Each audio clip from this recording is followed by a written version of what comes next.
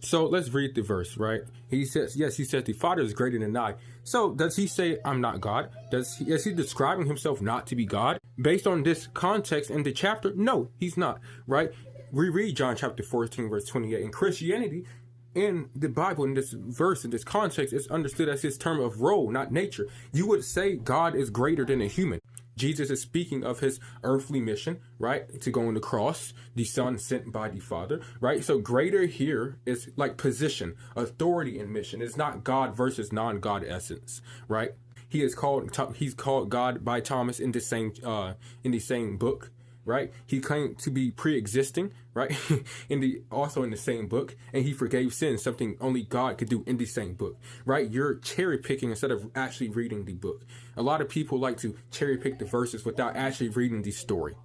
We can't just isolate one line, right? We have to read all text together. Also, you said the Quran is directly from the Father unchanged. That is a faith claim. In Islam, that is not a historical claim, right? Meanwhile, the Bible is making historical claims that is backed by evidence. The Quran is not making historical claims that is not backed by evidence. It's making a faith claim. It's not something universally agreed upon historically, right? So Muslims believe in the Quran is perfectly preserved and divine, yes. Christians and historians say that claim is theological. It is not something independently verifiable in the same way historical texts are studied. That's also one of the reasons I reject the Quran.